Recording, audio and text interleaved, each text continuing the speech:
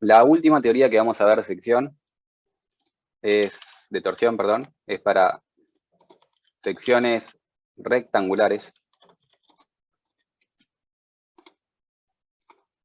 Y es la teoría de Saint-Venant. La realidad es que la teoría de Saint-Venant no es para secciones rectangulares. La teoría de Saint-Venant es una teoría muy potente que sirve para cualquier tipo de sección. Obviamente con las limitaciones que tiene en cuanto a la resolución final de las secciones, pero podemos usar la teoría de Saint-Venant para secciones circulares y llegamos a Coulomb. Coulomb se puede dar como un caso particular de Saint-Venant. Podemos aplicar la teoría de Saint-Venant a secciones prismáticas de la forma que quieran ustedes. Nosotros vamos a ver el resultado de la teoría de Saint-Venant aplicada a secciones rectangulares y vamos a ver solo el resultado porque la deducción teórica matemática es muy compleja. O sea, es empezar a poner una serie de hipótesis que vamos a ver, expresar eso en funciones de ecuaciones, que ya no vamos a llegar a ver eso, y empezar a despejar cosas con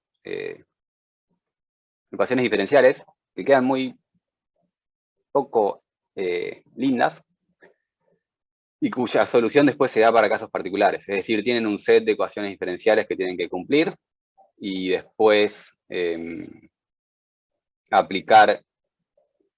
proponer soluciones para secciones particulares, o sea, proponen una solución para Coulomb, para secciones circulares, proponen una sección para secciones rectangulares, y medio que van despejando así soluciones posibles. Todo eso es engorroso, y de hecho para secciones rectangulares, para llegar a soluciones analíticas de secciones rectangulares, nos tenemos que meter también con series de Fourier y cosas matemáticamente no simples, y vamos a evitar. Entonces, pasamos a las hipótesis y después de enunciar hipótesis, pasamos directamente a resultados. Hipótesis. Hipótesis número 1. Las secciones giran sin deformarse en torno a un punto. Esto, si se fijan, se parece mucho a una de las hipótesis que habíamos pedido para Coulomb. Lo mismo vamos a pedirle a cualquier sección. Cuando digo giran sin deformarse, me refiero a que la sección en sí no se deforma. Tenemos deformaciones, tenemos distorsiones angulares, no es que no hay épsilons. Cuando digo giran sin deformarse, es que la forma de la sección no varía. Si era un rectángulo, sigue siendo exactamente el mismo rectángulo después de girar.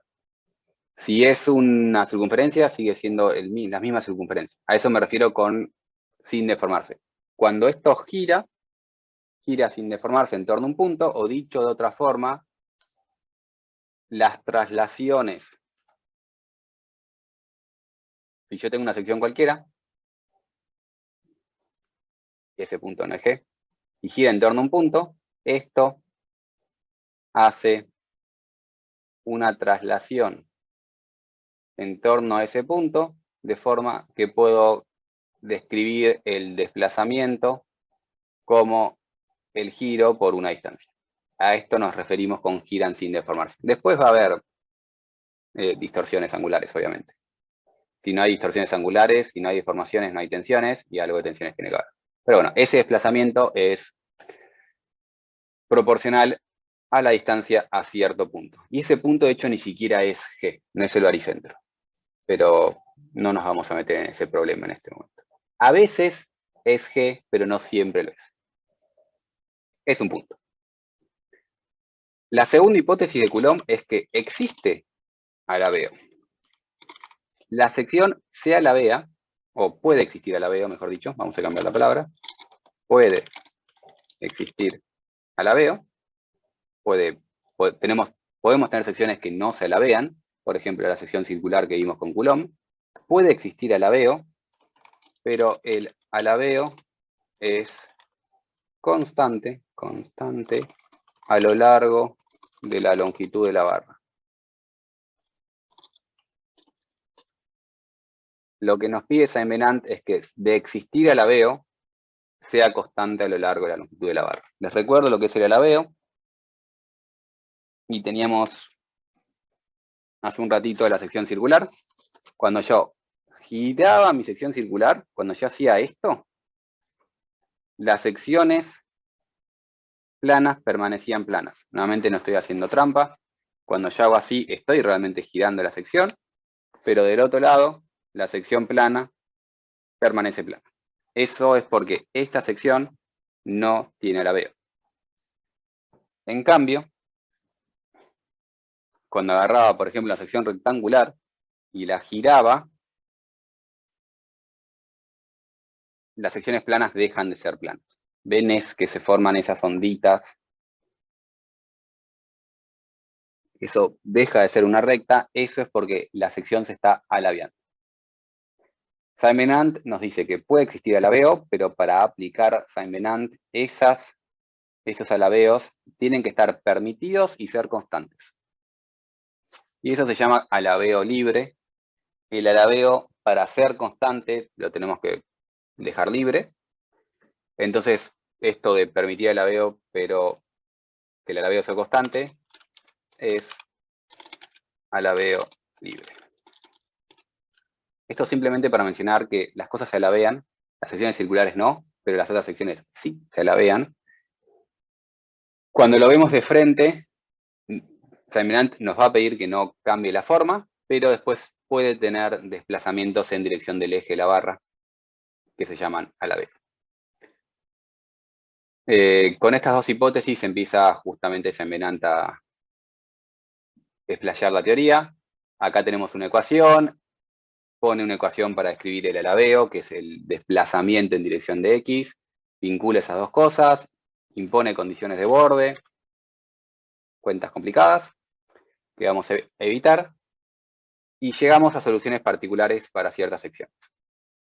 Dicho todo esto, pasamos a la solución de secciones rectangulares.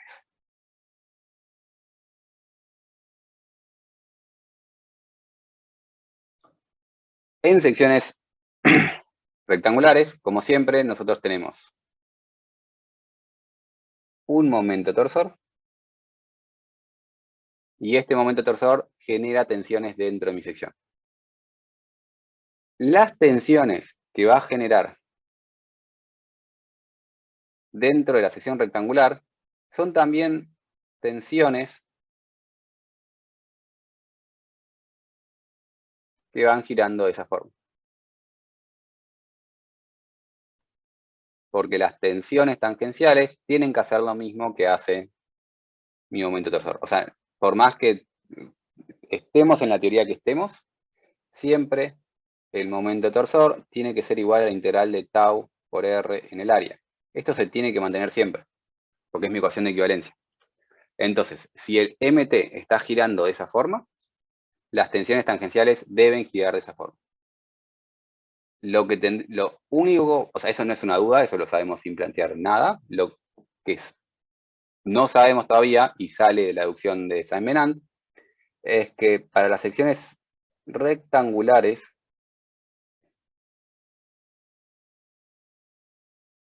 la forma de cómo varían esas tensiones es algo así.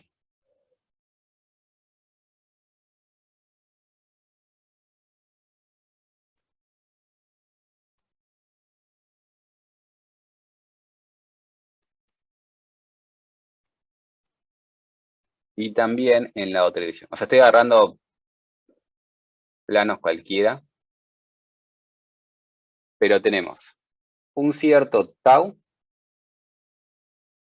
en el centro y un tau más chico a medida que me alejo de ese centro. Y que tienen una variación que más o menos intenté dibujar ahí, con esa especie de curva, con esa forma. Y también tenemos un tau en la otra dirección, más chico de hecho, vamos a intentar hacerlo más chico para que después quede, que tiene la misma forma esta curva, pero en la otra dirección. O sea, este es tau 1, esto es tau 2, esto es tau 3, todos los tau son distintos, y varían más o menos de esa forma. van girando como gira MT, pero varían de esa forma.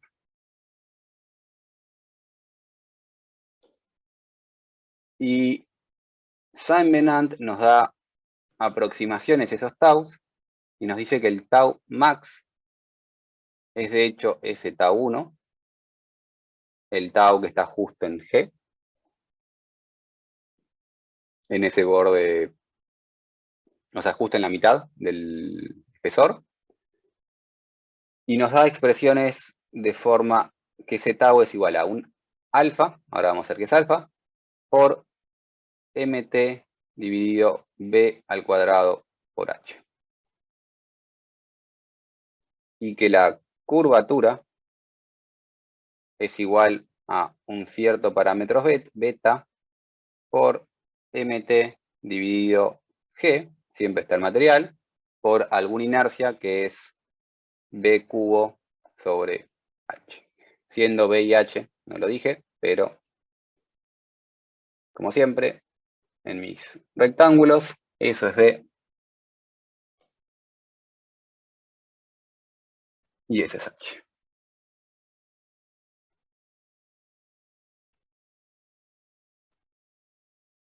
Los parámetros alfa y beta están tabulados en función de la relación entre b y h. Si la sección es más cuadrada, alfa y beta toman un número. Si la sección es más rectangular, alfa y beta toman otro número. Y existen tablas, por eso tabulada, existen tablas que les dicen, para cada valor, para cada relación entre b y h, o sea, alfa y beta son función de la relación entre b y h. Vamos a escribir eso con una letra un poco más prolija.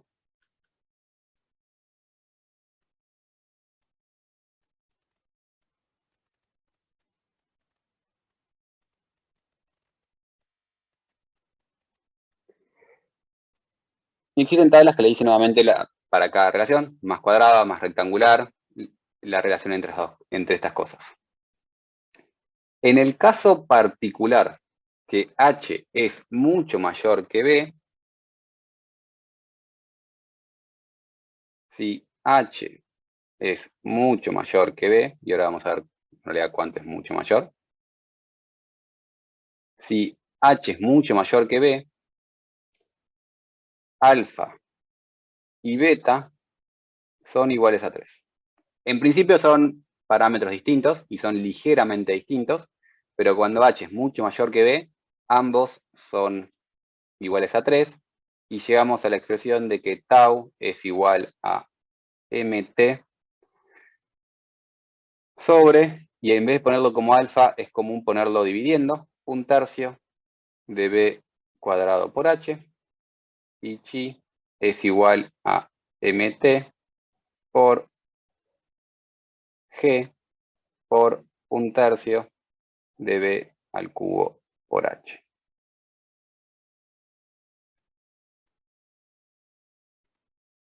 Esto de acá sería entonces la inercia a la torsión de la sección rectangular. Voy a borrar acá y voy a escribir de vuelta. Ahí está. Nuevamente, ¿de dónde salen esos alfa y beta? Aplicar Saint-Venant, proponer una solución y después buscar tablas, o sea, armar tablas en base a estas soluciones que son sumatorias de términos para llegar a cuánto vale alfa y cuánto vale beta. Si h es mucho más grande que b, es decir, si el espesor es relativamente pequeño, es otra forma de decirlo, vale un tercio y llegamos a esas expresiones. Y la curvatura la podemos escribir como mt dividido g por un tercio b cubo sobre h, y por lo tanto eso que tenemos ahí abajo es la rigidez a la torsión que tiene la barra rectangular, el j torsor de la barra rectangular. Eso nos permite reescribir tau como un tercio de jt por b. O sea, la diferencia entre lo que tengo acá y el jt es justamente ese b. Entonces, si lo estoy dividiendo por b al cubo, tengo que multiplicar arriba por b la expresión.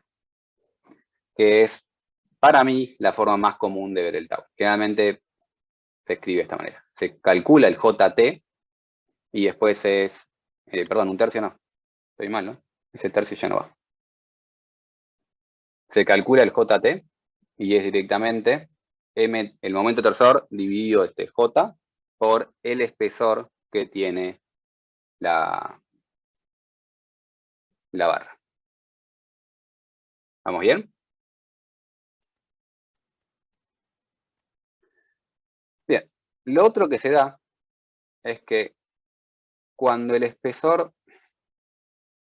Estoy pensando después cómo recortar esto. Okay. Lo hago abajo. Bien. Cuando el espesor es muy pequeño, lo hago así simplemente para aprovechar mi dibujo. El espesor es eso ahí, por ejemplo, tiene un espesor pequeño. Esa barra rectangular tiene este H y este B. Es una barra con espesor pequeño. Lo que termina sucediendo es que esta forma tan rara de esa curva se rectifica y pasa a tener una forma bitriangular de este estilo.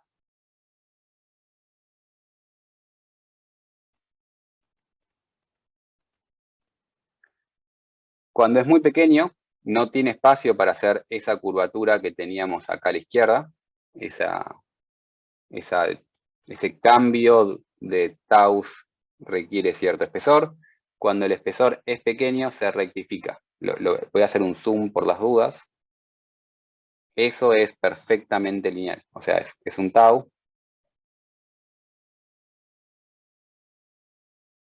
que varía linealmente con el espesor.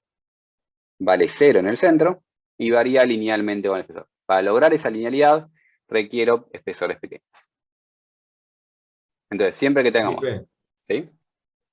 y a lo largo de K también es lineal, porque ahí dibujaste, digamos, Sí, de en abajo realidad hacia tengo arriba un el tau triangulito. acá, si es tu pregunta. ¿Esa es tu pregunta? Y sí, pero es lineal a lo largo de todo K. La realidad es que no. Pero generalmente ese tau no se calcula por lo que voy a ver después. En realidad no, y tenés un tau en esa dirección. O sea, acá tenés que tener un tau, y acá tenés que tener una variación, y no es lineal, es justamente algo así. Ah, entiendo. Dentro del espesor, variando en el espesor chiquito, es esa linealidad. Lo otro que sucede es que yo les había dicho que el tau era máximo acá, y a medida que me alejaba, iba disminuyendo. Es decir, si yo hago un gráfico así de taus, acá tomo un valor máximo, y va disminuyendo hacia el costado. Y de hecho, ¿cuánto vale el tau acá? ¿Alguien sabe cuánto vale el tau ahí? ¿Alguien puede justificar cuánto vale ese tau cuando llego al borde?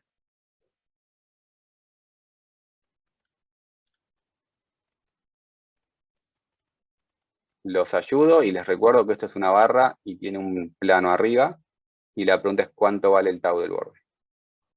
Y voy a usar otro color, verde. Cero no sería, ¿Por qué, Jan? Respuesta correcta, ¿por qué? porque en el extremo no era que no se deformaba. Este extremo de acá, la superficie libre no tiene tensiones.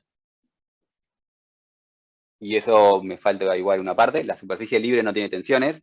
Siempre que yo hago esto, la superficie que está arriba, que está en contacto con el aire, no tiene tensiones, porque nada la está tocando.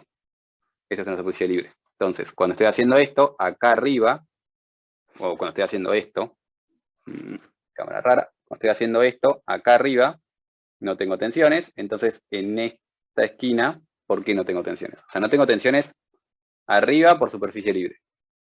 ¿Y por qué tiene que ser cero del otro lado de la esquina?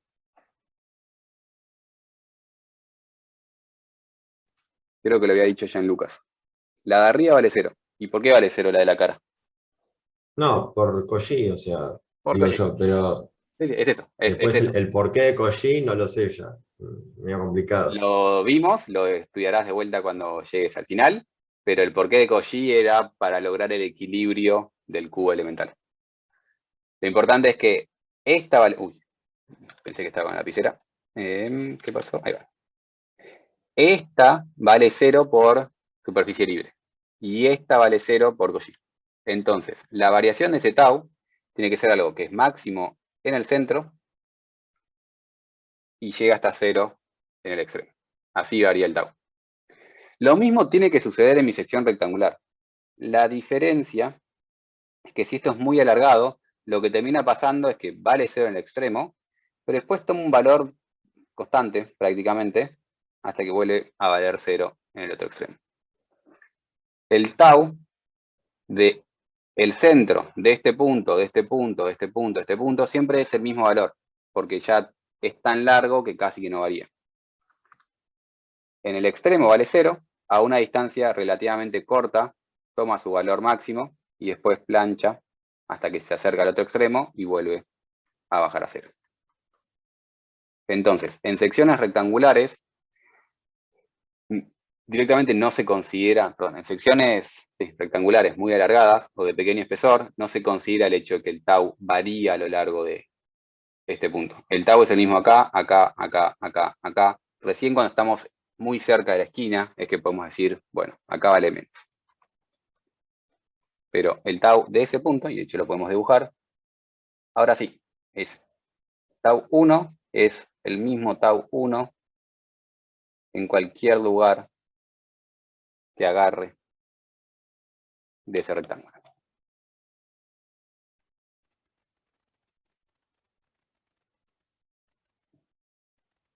¿Dudas sobre la sección rectangular? ¿O que avanzo con la última sección que en realidad es deriva de esto?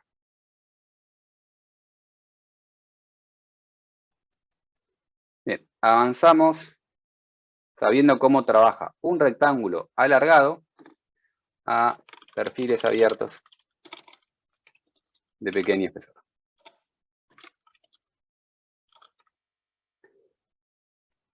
Los perfiles abiertos de pequeño espesor derivan de lo que vimos recién. Los perfiles abiertos de pequeño espesor son la mayoría de los perfiles metálicos que ven en la materia y que ven en la vida. Por ejemplo, los doble-T. El doble-T son las secciones... Voy de vuelta que... No me estás... Ah, tengo la tablet, ahí está.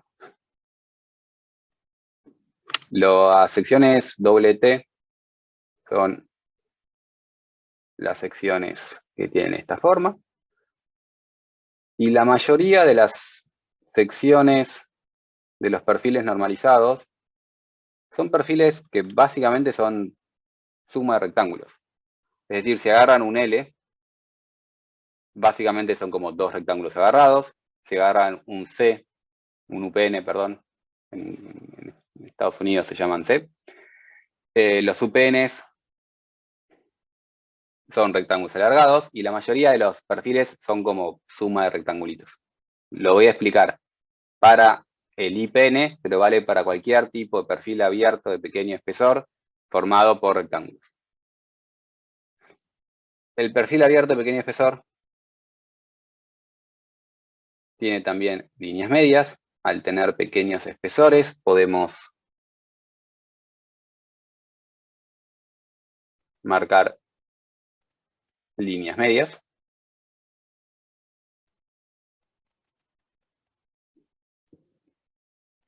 Y estas secciones ante torsión funcionan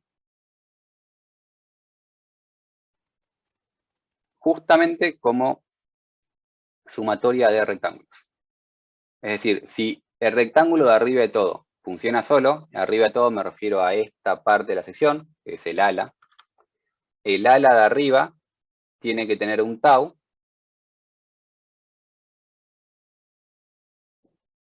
de esa forma. Y ese tau 1 es el mismo que el tau 1 que tenemos acá.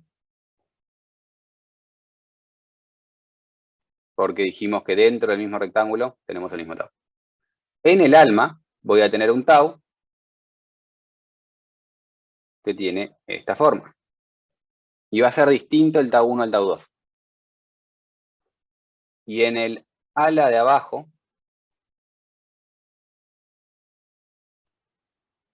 voy a tener, en principio, un tau 3. Cada rectángulo tiene un valor de tau constante, digamos, a medida que se mueven a lo largo de su línea media, pero cada rectángulo tiene un tau distinto al resto de los taus, al resto de los rectángulos. ¿Sí? Es importantísimo, si esto es MT, todos los taus están girando como está girando MT. Y todos los taus en Seimerand varían linealmente. Máximos en los extremos, 0 en el baricentro. En el baricentro no, 0 en la línea media. ¿Sí?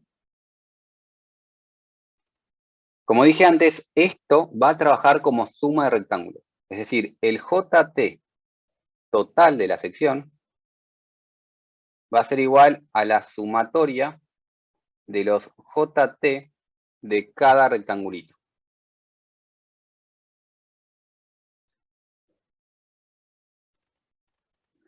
Y ahora requerimos poner un par de propiedades, o sea, de secciones. Esta sección tiene un espesor 1 acá, un espesor 3 acá, un espesor 2 acá, un ancho de ala B, una altura total H. El JT total es la suma de los J de cada rectángulo. Y la manera de calcular los J de cada rectángulo es usando las líneas medias. Es decir, para el ala de arriba, ¿cuánto valía JT? En general, hagamos un machetito. ¿Cuánto vale JT para un rectángulo?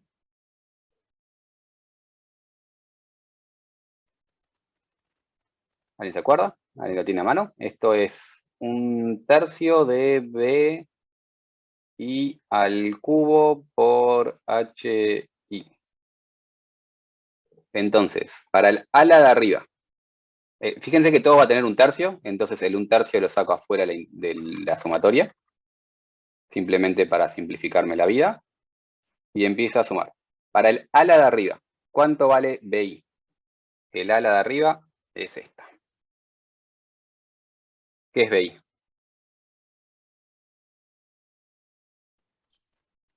B sería. ¿Qué era el B en el rectángulo que estamos viendo ahí medio de costado y no sé si llegan a ver?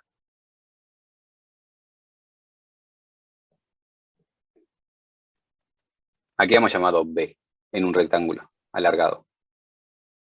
Ah, la altura. ¿Al lado más largo o al lado más chico? Al más chico. Al más chico. Bien, entonces para el ala, ¿cuál es el lado más chico? E1. E1. E1. Entonces B es E1. E1 va a ir al cubo. Multiplicado por el H. ¿Y qué era el H?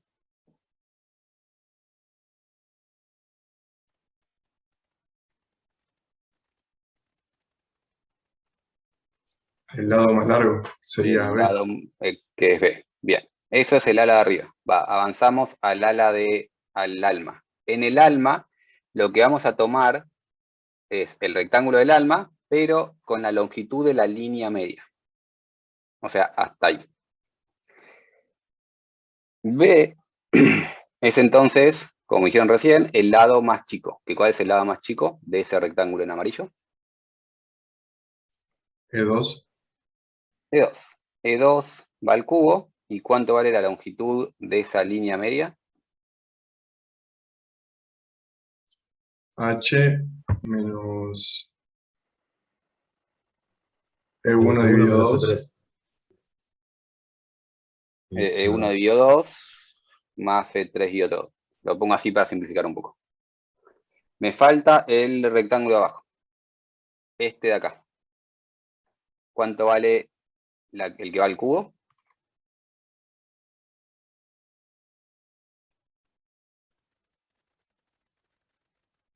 De 3. De 3. Y la longitud de ese rectángulo de abajo.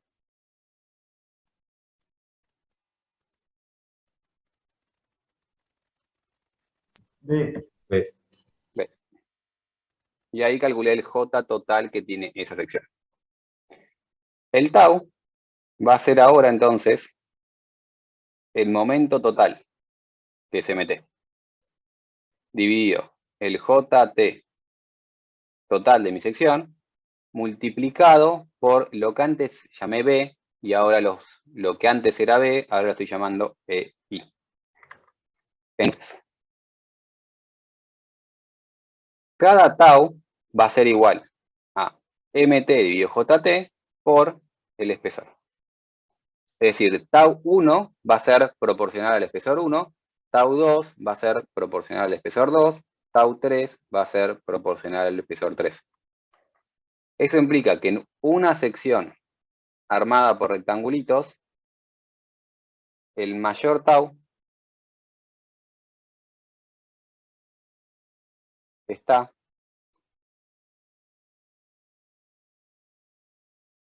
en el mayor espesor.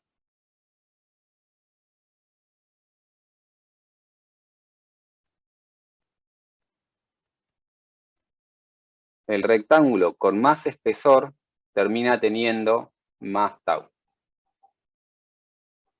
Y eso es porque al tener más espesor, va a requerir más fuerza para girar lo mismo que el resto de la sección. Fíjense, recuerden que toda la sección tiene que girar lo mismo. Entonces, el rectángulo de arriba del alma, el rectángulo del ala y el rectángulo del alma tienen que ambos girar lo mismo. Entonces, tienen que tener una fuerza tal para que ambos giren lo mismo. Eso lleva a que el rectángulo más grueso termine teniendo más tau, para poder tener una equivalencia en las deformaciones, una compatibilidad, perdón, en las deformaciones. Para poder compatibilizar deformaciones, el espesor más grande está asociado a un tau más grande, que de hecho es lo contrario que tenía Brett. Brett, el espesor más chico, tenía más tau. Entonces hay que entender bien cada teoría cómo funciona. Acá el espesor más grande tiene un tau más grande para tener compatibilidad en las deformaciones, y el giro sigue siendo, perdón, la curvatura sigue siendo MT dividido G JT total, que es la suma de esos rectángulos. Si tengo cualquier sección, sumo estos valores, sumo los JT de cada rectangulito y voy haciendo el JT total. Nuevamente, la mayoría de los perfiles abiertos de pequeño espesor están tabulados. Entonces van a las tablas y en las tablas van a encontrar este JT. Y si ustedes calculan el JT y lo comparan con las tablas, siempre tienen una pequeña diferencia. Pero bueno, esto es una cuenta simplificada que estamos viendo, y recuerden que siempre los perfiles tienen puntas redondeadas. Y de hecho la mayoría de el IPN, por ejemplo, ni siquiera es recto. Esta es una pendiente que va siendo cada vez más chica. Entonces, simplificar un IPN o un UPN a rectángulos tiene un cierto error. Lo calculan a mano, les da 23, van a la tabla, vale 25. La diferencia nunca es muy grande y se debe más que nada a ese tipo de cosas. Pero bueno, JT para los perfiles normalizados, como son perfiles normalizados, está tabulado, pero si tienen que hacer un perfil armado, lo tienen que calcular. Y hay casos donde uno arma su perfil a mano. Nuevamente, esto con 1/3 vale para secciones rectangulares alargadas. Una viga de hormigón, para que tengan una idea ustedes, tiene un H de 50 y un B de, no sé, 15. Vamos a inventar números redondos, en realidad. Sí, más o menos puede ser posible. Eso ya no es mucho más grande uno que el otro. Y acá no va a valer 3 este parámetro. Tienen que ir a las tablas, si quieren calcular una sección rectangular de ese tipo, buscar en las tablas cuánto vale ese número, y no es más que eso. Cuando dije que H tiene que ser mucho mayor que B, generalmente se permite algo como que H sea mayor que 5 veces B. No tiene que ser tanto más grande. O sea, si tenemos 5 veces de diferencia, más o menos estamos bien. Más o menos estamos bien, digo. Si queremos ser un poco más conservadores, podemos poner 10 veces 10 veces B. Y siempre todo esto es a dedo. O sea, ¿por qué 5? 5 y 10 es una diferencia bastante grande. Y pasé de 5 a 10 así como nada. Y es porque, bueno, si ponemos 10 veces B, lo más probable es que esto dé bastante bien. Si ponemos 5 veces B, va a tener un porcentaje de error. Entonces ahí es cuando nosotros intentamos usar un poco el criterio de que, bueno, el H es 4 veces B, es menos que 5. ¿No puedo usar Saint-Venant? Sí, hay dos opciones. O usás el Saint-Venant con un tercio y sabés que cometés un error, o cuando ya estás en esa magnitud de diferencia, vas a la tabla y en vez de usar un tercio, buscas el valor de la tabla. Porque tampoco es tan difícil buscar la tabla y ver cuánto vale. Pero bueno, si H es más que 10, ahí ni buscamos tabla. Si H es menos que 10, depende de qué tanto, buscamos tabla o no buscamos tabla, para afinar este numerito ahí.